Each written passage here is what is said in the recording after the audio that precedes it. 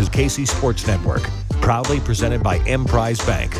Hello, welcome to another edition of Three Maw. This is a breaking news pod alert as we have tremendous news for you Kansas State fans, which will call for a toast from our friends at Holiday Distillery and Ben Holiday Bottled and Bond Bourbon as Kansas State has landed coveted big man Ugonna Onyenso, Kentucky transfer, 7-footer, 7'5" wingspan, formerly a top 30 recruit in the country in the 2022 recruiting class per the On3 consensus.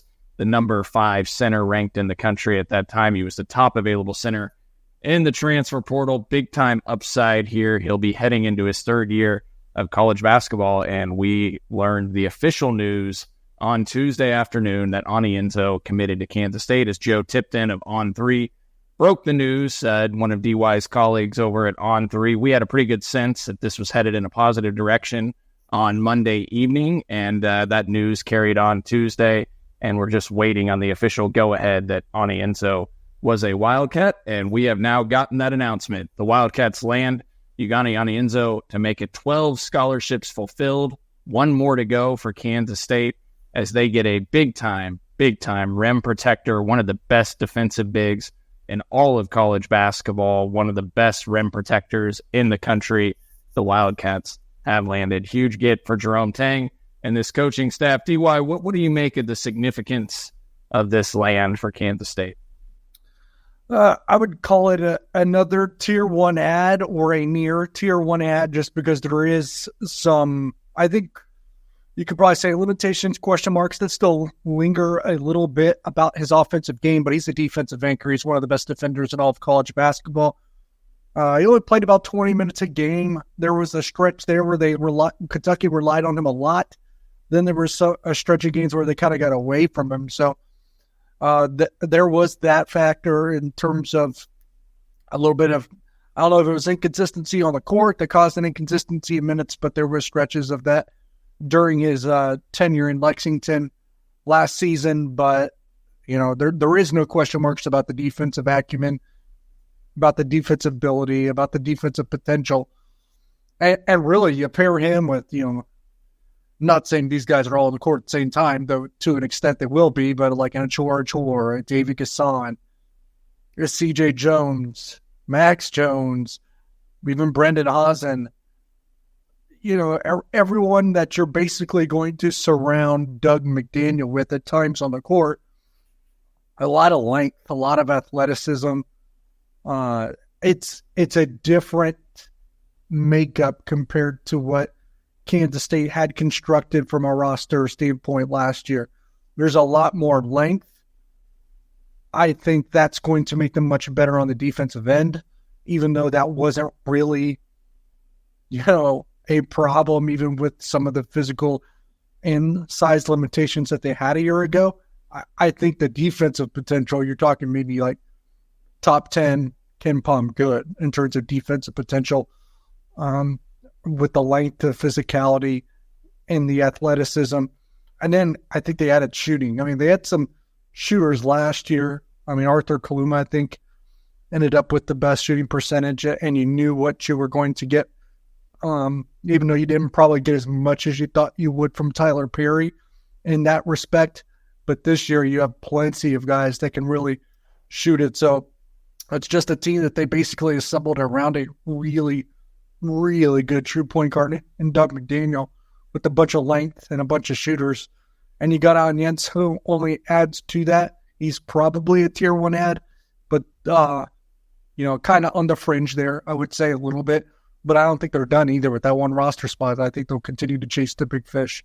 Yeah, I think they have a great shot to potentially land another dude as that 13th scholarship as they look to fill out the roster. But this is, for me personally, I think of this as a Tier 1 ad just because I think of his ability. This is a guy that Jonathan Givony at ESPN or NBA draft analyst just about a month ago, maybe 5-6 weeks ago, had ranked as the number 47 player in the 2000 NBA draft rankings on ESPN. He went to the G League camp invite for the NBA draft, did not get invited on to the NBA Combine. I believe Givony's latest ratings in mid to late May came out, and he had him as the number 65 player in the draft. But he is somebody that Givony spoke highly of when he entered the NBA draft process as he came out of Kentucky. He entered the portal, but also entered the draft. Javoni actually wrote about him that he's one of the most physically gifted prospects in this class. Outstanding athlete with impressive mobility, covering ground fluidly, and quickness getting off his feet for dunks and blocks, end quote. 15.4 block rate. You guys have heard us talk about him before on this show. 15.4 block rate, second highest in the entire country. He had 66 blocks while only playing in 24 games last year. He missed several of the team's first games due to a foot injury that he suffered in the summer heading into the season. And, just really came on much stronger as the season went on. His minutes picked up to around 22 per game. I think over his last 15 games or so, he started 14 games for the Wildcats. Now, you look at his offensive numbers, they're not going to overwhelm you per se. Less than 4 points per game, nearly 5 rebounds per game, but 2.8 block shots per game when you think about him only playing around 18 minutes per contest. He was third in the SEC in total block shots despite only playing in 24 of the Wildcats games. So a huge rim protector, elite big when it comes to that. And I think DY, so you mentioned it on the defensive end of the floor, right? I mean, in the Jerome Tang era so far at Kansas State, 2 years, going into year 3. In his first year, they ranked 27th in KenPom defense. Last year, they were 20th in KenPom defense. And they did that without having a guy like an Onyenso, an elite rim protector. David Gasson is one hell of a defender as a 4 and a 5 and being able to switch and guard 1 through 5 there. But now they've got a defensive anchor rim protector that can enable you to maybe gamble a little bit more for steals on the defensive end because you got him sitting back there to swat shots potentially. How much more of a jump can this defense make now with an anchor down low that they haven't really had in a long time? And not just the anchor, just the length in general. And defense is usually about athleticism and length. You have to have those traits. And in terms of pieces, this one probably, the way that they have assembled it, has probably better defensive traits and pieces than the two that they've had prior to this one. The other thing I think, DY, I think about last year's team, and Arthur Kaluma led the team with 7 rebounds per game. And I think about all the size that they've accumulated in the offseason here between Bay Fall, another former top 30 recruit in the country that's now going to, by the way, have more time to develop as they've landed more resources there in the post. At Shore, the Samford big man transfer who averaged over 16 points and 6 rebounds a game last year for the Bulldogs at Samford. And then now you land Ugonna Onyenso. I just think the ability for these guys to rebound the basketball and get out and run, like some of your guys aren't going to be having to crash. Like your guards aren't necessarily going to have to crash the boards as much. You might be able to get out and run more in transition. And I think that's something that'll help this team a great deal on the offensive end of the floor, is just having these bigs that can go get the board, outlet it, and get it up the court quickly, because your guards, your wings, maybe you don't have to crash the boards as much. I don't know. What are your thoughts there? I mean, that's part of it. What I would just say is they're big and long at every spot on the floor except the one, right? With Doug McDaniel, who's a little bit more undersized for the lead guard position. But outside of that, I think they're, above what you would anticipate the norm being 2 through 5 in terms of size and length. Yeah, I mean, what we think about C.J. Jones, almost 6'5", right? Max Jones, guard from out Cal State Fullerton transfer, 6'5", listed at 6'5", maybe closer to 6'4", I don't know. But Brendan Haasen, 6'4", guard as well. So all the guards outside of Doug that you've added are 6'4", 6'5". Now David Castillo coming in, a smaller guard, true freshman, but a premier point guard, a very big talent that the Wildcats have landed, and the high school recruiting class and the 24 class coming in as well. But for the most part, when you look at all the different positions that Kansas State has added through the portal so far, they have added a ton of length. You think about Bay Fall too, I believe 7'4" wingspan. You think about Onyenso, 7'5" wingspan. Just a lot of length and really 2 high upside guys in the post, between Bay Fall and Onyenso. So cannot understate the significance of this addition for the Wildcats. I think it was Tipton that also said that he was the best available center in the portal. Some different recruiting rankings had him as a top 50 recruit in the entire transfer portal since he entered. Some different fluctuations there, but a big-time ad. So go get your Ben Holiday bottled in Bond bourbon and stock up on them from our friends from Holiday Distillery. Toast to glass to celebrate this big addition for the Wildcats. We're going to talk about it more, expand on it, and talk more K-State basketball recruiting when we come back from break. But first, got to tell you about Home Field Apparel. Get stocked up on your gear from Home Field Apparel. Over 50 K-State items to choose from. And DY is well-timed here. He is rocking a Kentucky Wildcats Home Field Apparel shirt. If you are watching on YouTube, DY rocking the blue for Kentucky in honor of Ugonna Onyenso coming to Kansas State, committing to the Wildcats. So they've got over 100 different colleges to choose from. DY is the perfect shining light example for that. Go over to homefieldapparel.com. Get stocked up for your gear because we are in for one heck of a run right now between K-State baseball. They've got a 3-quarter shirt and a baseball shirt on there. The Wildcats marching on to the Super Regionals of the NCAA tournament, playing at Virginia Friday through Sunday this weekend, best of 3 to try to get to Omaha to the College World Series. By the way, we learned of those times. They start at 6 p.m. on Friday night on ESPNU and play Saturday at 2 p.m. on ESPNU. So be sure to tune into them. Rock your Home Field Apparel gear when you're doing it. And then the Wildcats football season, get stocked up for the gear. Be the one looking your best at the tailgate with the retro slick gear from Home Field Apparel. And also basketball season. Looks like it might be a lot of fun this year with the Wildcats stocking up on talent. Enter discount code 3MAW23. Score 15% off at checkout. Again, when you go to homefieldapparel.com, any gear you buy, it doesn't have to just be K-State. You get 15% off when you enter discount code 3MAW23. We appreciate you supporting KC Sports Network by listening to our podcast. You have helped us become the highest-ranked Chiefs podcast network in 2022 and 2023. And don't forget about our daily Substack newsletter, the best written analysis you can find on the Chiefs straight to your inbox every day. kcsn.substack.com.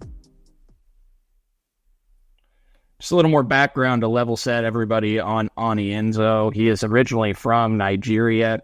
This last season, I mentioned his numbers on the offensive end, 3.6 points, 4.8 rebounds per game, 55% from the floor, posted an offensive rating of just under 113, which is a really solid rating. Now, it was on an 11 usage rate, so a lower usage rate there. But to give you some examples of some games in SEC play where he really stood out and just show you his potential and capability, against Florida in a 94-91 loss, he had 13 points, 8 block shots, and 16 rebounds. Against Ole Miss, he had 8 points and 10 block shots. The 10 blocks were the most or tied for the most ever in a game played in Rupp Arena at Kentucky. 11 rebounds, 7 points, 2 blocks against an Auburn team that was a top 4 seed in the NCAA tournament. He had 4 or more blocks in 7 of the 24 games that he played in. And look, I still think he's got offensive upside as well. Everybody is going to talk about his defensive capability, but when he entered the transfer portal, he mentioned that he wants the NBA to know that I'm a big that can shoot the ball. Quote, I'm not just a defensive player. It's not only about blocking shots with me. I did what I needed to do to help the team, but I don't think anyone saw what I am capable of doing. I am excited to show people that my ability to shoot, put the ball on the floor, and create for myself. My goal is to get better these next couple of months and be confident in everything I need to do in this process. Also in games against top 50 opponents that he played in 12 games against top 50 opponents, his offensive rating actually jumped to 124.4, which is terrific. And as a freshman, he played in 16 games and he had a 16% block rate. Now, it was a minimal, smaller sample size, but, he played well as a freshman when he was on the court defensively as well. Keith Dambrot, the Duquesne head coach, they played Kentucky in Onyenso's second game of his college career a couple of years ago. Dambrot, if those of you aren't familiar, coached LeBron James at the high school level. He's been the Duquesne coach, just retired. They were in the NCAA tournament this last year, the Dukes were. This is what he said after they went up against Onyenso in game 2 of his career a couple of years ago. Quote, that guy's going to make a lot of money. He's the newfangled center. That's what those centers look like in the NBA. That is what he had to say about Onyenso, who played 3 years in the NBA Academy Africa and Senegal before moving to the United States, where he attended Putnam Science Academy in Connecticut. The other thing to mention, DY, just as we think about the upside here, this is a guy that is only 19 years old. He reclassified into the 2022 class, so he was young for his class. He advanced a year early. He doesn't even turn 20 until late September. Just what do you think the upside is here and the potential for Onyenso?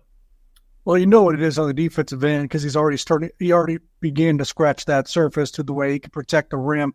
Offensively, I would say it's more predicated on at least some of the sneak peeks that you've seen where he kind of emerges and really makes a flash or a splash is his ability to run the floor. He's a really good transition player. And obviously, he can be kind of that lob guy in the pick and roll game, but he's a really good finisher around the rim. Good touch there. So those are, some areas where he's already shown some glimpses of potential, some flashes. Can he become a little bit of a jump shooter? I don't know. That'll be interesting to watch unfold if that is the case. We're not really saying an incompetent offensive player, just in some respects a limited one or someone that hasn't been able to kind of show what their true potential is in that compartment when we're talking about Ugonna Onyenso. But I would say, in terms of traits and in terms of a skill set, his ceiling on the offensive end would still be like, for me, higher than David Gasson, for example. And that's nothing against David Gasson, but he's a little bit probably more limited. Onyenso can really probably broaden his game on that end of the floor where Gasson is probably close to tapping out there. So that's how I would compare the two. But no, I'm really excited what he could do maybe in the transition game more than anything. Well, I was going to say, DY, when we did our show on Friday, when we learned that Onyenso was going to be visiting Kansas State earlier this week, by the way, he is currently in Manhattan on his official visit, arrived on Monday. He committed to the Wildcats on site with Kansas State. When we did that show, John Kurtz, who's not on today's show, unfortunately can't make it, but he pulled up his highlights. So while we were recording the show on patreon.com/3mall, we were playing his highlights in the background for a few minutes. And what stood out, I think, to you, me, and John, all three of us, is that this is a dude that really gets out and runs the floor well. He's really mobile, despite being 250 pounds, a 7-footer. He can get out and run. He's got a lot of athletic traits. And, I think that's part of his game that stands out as well. When we talk about rim protection, you think about some of the guys that Kansas State chased that were fives in the portal, and you think about naturally Cliff Amore of Rutgers, who's more of a rim running, shot protecting, shot blocking big, right? Rim protector from Rutgers who ended up at Alabama. Well, coincidentally, it was, I think, 24 hours before Amore arrived on his Alabama visit that it was leaked that Onyenso may be committing to the Crimson Tide, which never came to fruition. They get Amore, but Amore had a 12.7 block rate this last year. In his career, his block rate is 8.4. Onyenso's career block rate in 2 seasons, again, a smaller sample size, but his block rate is 15.5 in his career compared to 8.4 career block rate in 4 years for Amore. How do you maybe stack up, when you look at upside here, DY? Because you think about Amore, he's going into his 5th year of college basketball. Now, he was a top 50 recruit. Onyenso, a top 30 recruit in his respective class. But how do you maybe grade the tier of the upside of these two, like in terms of most potential in Onyenso versus Amore, and how do you maybe compare those two guys and what the Wildcats could have potentially landed with Amore compared to Onyenso? Yeah, I don't know if you really can. Amore's just in his 5th year of college basketball already, like you said. Onyenso's not even 20, so the potentials there are pretty radically different, I would imagine. Yeah, so basically you're telling me that you think the upside is higher. Yeah, you're always going to say that with someone that's just 19. Yeah, for sure. Yeah. Look, this is a guy that John Calipari said after his freshman year on the end-of-season radio show. He said, he has the tools to be a force on the boards and in the paint. Quote, he'll be one of the best big guys in the country next year. That's what he said after Onyenso's freshman year at Kentucky. Kentucky assistant coach Chuck Martin also said during the season, this last season, his sophomore year, quote, for people who have not seen him live, you see him on TV, you obviously know he's a 7-footer, but when you see him live, he's one of the biggest human beings in the league. The way he can move for his size defensively and pick and roll is unbelievable. So when you have a guy with that size and that type of agility defensively, it gives everyone on the floor courage that we can accomplish this rotation. He has been huge for us. NBA.com also had an analysis write-up written on him from about a month ago, and this was the analysis that they wrote on him. Quote, Onyenso might be raw, but he is young enough to intrigue scouts with his potential despite not being nearly as advanced as some other prospects in the upcoming draft. Onyenso reclassified in high school. He'll be 19 for the 2024 NBA draft, despite having played 2 college seasons. His minutes were limited in his 2 years with the Wildcats, and he hasn't been able to show much of an offensive skill set yet. But in a worst-case scenario, he can make a living from putbacks and lobs due to his length. The defensive upside is tremendous for Onyenso, projecting to be an elite rim protector and monster on the defensive glass. However, how much he can develop on offense will ultimately determine the kind of career he'll have at the next level if he can develop a consistent jumper or decent post-up game. Onyenso could be a two-way threat with the potential to be among the best blockers and rim protectors in the NBA by the time he reaches his prime. So that's the end of the write-up or analysis on Onyenso from NBA.com. Certainly a ton of upside and potential here for the Kentucky transfer big man, and he is now a Wildcat, as the Wildcats have landed the services their 12th scholarship guy, an elite rim protector, and Onyenso. All right, we'll talk a little bit more recruiting here when we come back from break and talk about how the Wildcats fill out the roster, give you an update on Jameer Watkins, the Florida State transfer wing, some notes on his upcoming visits that he's going to be taking, Illinois transfer wing /4 Coleman Hawkins as well. We will talk about him when we come back from break, but first got to tell you about our friends over at PXG Golf in Overland Park. As a golfer for years, I've been hearing PXG say nobody makes golf clubs like they do, period. Know what? They're right. I went in for a fitting and saw for myself PXG. I went in for that club fitting, and it was a tremendous experience. PXG's high-performance equipment is, if you're thinking it's too expensive, their clubs often cost less than the so-called leading brands. The world-class team of PXG experts will analyze every aspect of your swing with every club and give you feedback in real time on how to improve. And they absolutely did that for me.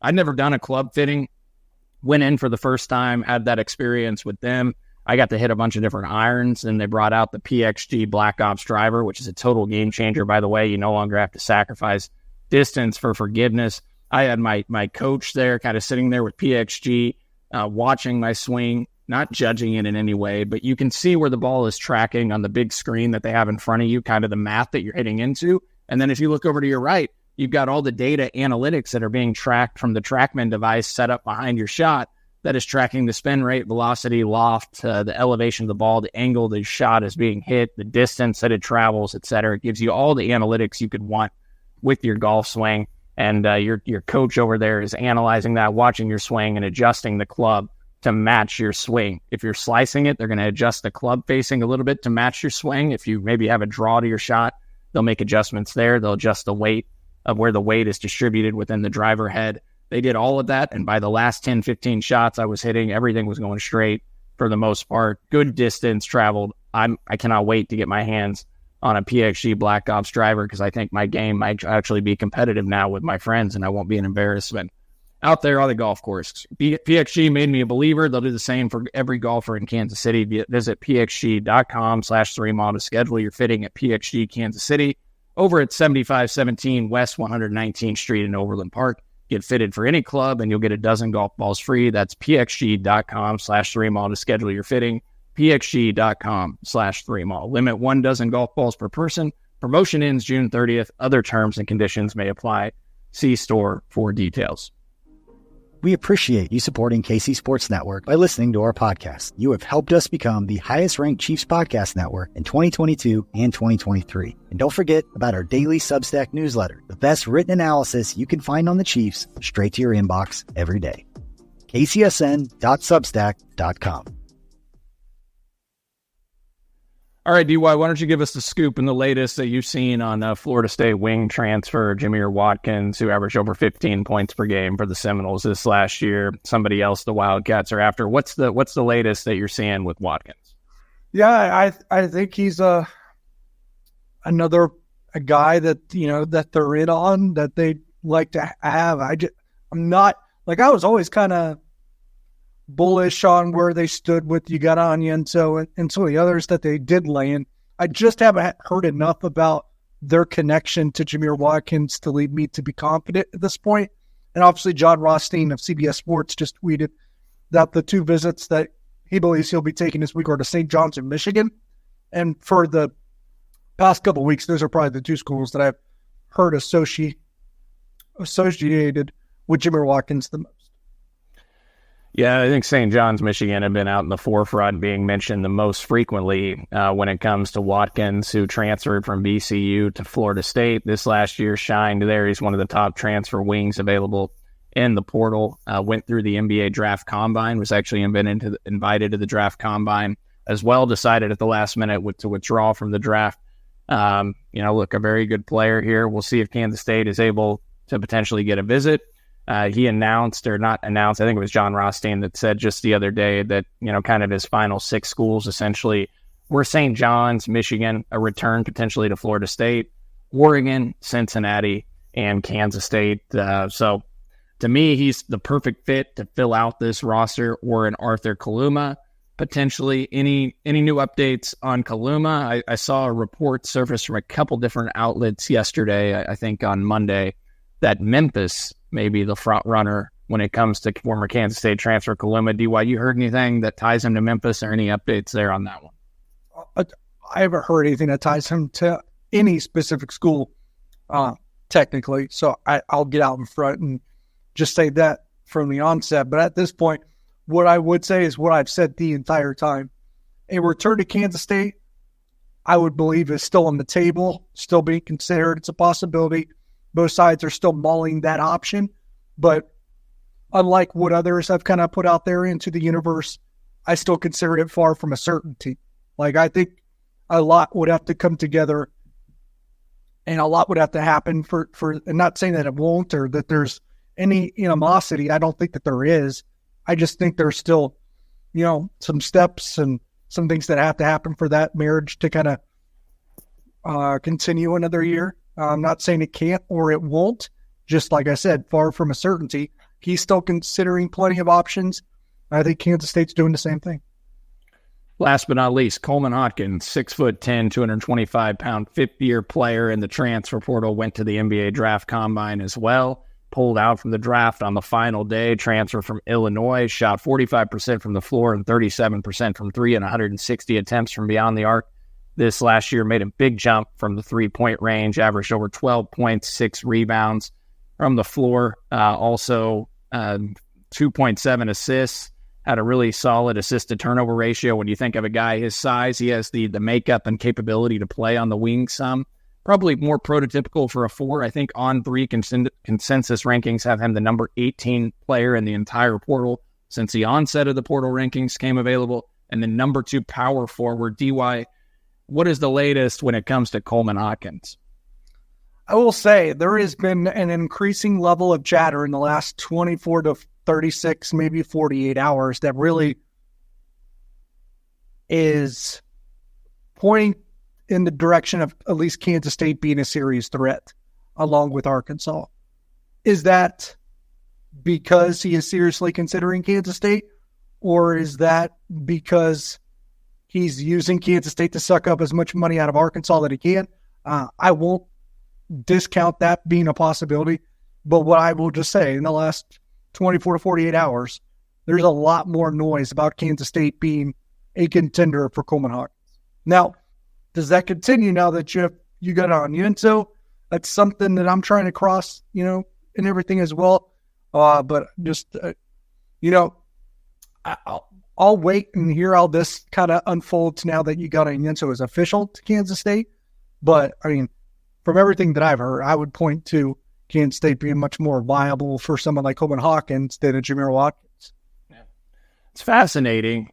Again, Hawkins is 6'10". DY, when you think about fit for this roster, I mean, they really need a wing, right? They need somebody that can play the... Yeah, but what I would say is I wouldn't rule out just going with the three guard look that he did a lot at Baylor. I mean, people are discounting, C.J. Jones, Mac Jones, all these guys. They could start 1, 2, 3 as well with Doug McDaniel. That's possible. Like, yeah, you'd love to get like that stereotypical 3 to go with, McDaniel, maybe C.J. Jones, George Hoare, Ugonna Onyenso, and you have your stereotypical lineup. But I think they're just looking for 5 really good players, and they'll let the pieces fall where they may. So I think we're putting them into these little buckets and these little grooves, but I don't think the coaching staff is. No, I think you're right. And I don't think they necessarily think of guys as, I think they're more about positionless basketball, right? When they think about these guys, and they're not trying to put them in a a square peg in a round hole here. They're thinking, okay, you get a guy like Hawkins, he can probably play the three some. He can shoot. You've showed he can shoot it well enough from three, 37%. He's got playmaking ability from the perimeter that he can play the three at a clip, and then also play the 4 and the 5. I mean, as I think about a DY, I think about a potential lineup rotation where, you've got Onyenso out there 20, 25 minutes a game as a defensive anchor, but maybe there are times when you've got a chore, and Coleman Hawkins as your 4 and 5 with the ability to all space the floor, everybody on the floor being able to shoot it, even down in the paint, be able to spread things out, and then David Gasson, an elite defender, coming in off the bench kind of as your six-man glue guy as well. I just gives you so much more versatility if you get a guy like Hawkins. And I think the question is, could he defend on the perimeter? I think so. And I think when you think about all that length that would be out there, that minimizes some of the, maybe holes in the defense because they're so long, they can make up for it. They can get in passing lanes with that length. So certainly would be a huge get. Coleman Hawkins is a guy that we know Brad Underwood feels strongly about, very proud of during his 4 years at Illinois, a guy who has started 82 games out of 126 at Illinois and was part of an Elite 8 team for the Illini this last year. Would be another huge get for the Wildcats. We'll see if they are able to get him in on a visit. If they are, we will have the news here on 3MAW, and DY will have it over at On 3 on KSO. So be on the lookout. Get over there and subscribe if you haven't done so. Speaking of subscribing, please subscribe to 3MAW on KCSN. You can subscribe to our YouTube channel, KCSNU, over there on the YouTube portion of it. If you enjoy watching the show there, please hit the subscribe button. We want to grow this as much as we can, especially as we head into football season. And we've got a lot more exciting content coming your way on 3MAW and on KCSN, as we're going to have some really exciting big-time guests. For those of you who already saw the Frank Martin pods that we had, we're going to have more exciting guests that are coming on here in the very near future on 3MAW. So tell your friends all about the show if you enjoy it. It's John, DY, and I, and we're here to keep bringing you K-State content. And also, if you could leave us a review on Apple, Spotify, or Google Podcasts, wherever it is that you listen to your podcasts on the audio-only platforms, we would love it if you left us a review there. That feedback only helps us as we continue to try and grow the show as we head into year 3 here of 3MAW on KCSN. So thanks all. Appreciate you. Go to Holiday Distillery, get stocked up on your Ben Holiday bottled and bond bourbon, or go to your nearest liquor store. Ask them for some Ben Holiday bottled and bond bourbon or 360 vodka. If they don't already have it on the shelf, make a request. Go get it and get stocked up. Your bar in your basement or in your house, like I have at my place, and I'm sure DY does as well, with some Ben Holiday bottled and bond bourbon. Go to homefieldapparel.com. As always, enter discount code 3MAW23, score 15% off, get some K-State gear there, and go check out PXG Golf. Go in for a custom fitting. Amazing experience here in Overland Park. Encourage you to check them out as well. For Nick Springer producing the show behind the scenes, and for Derek Young breaking things down as the Wildcats land a huge get in the portal, I am Cole Manbeck. And thank you for listening to another episode of 3MAW.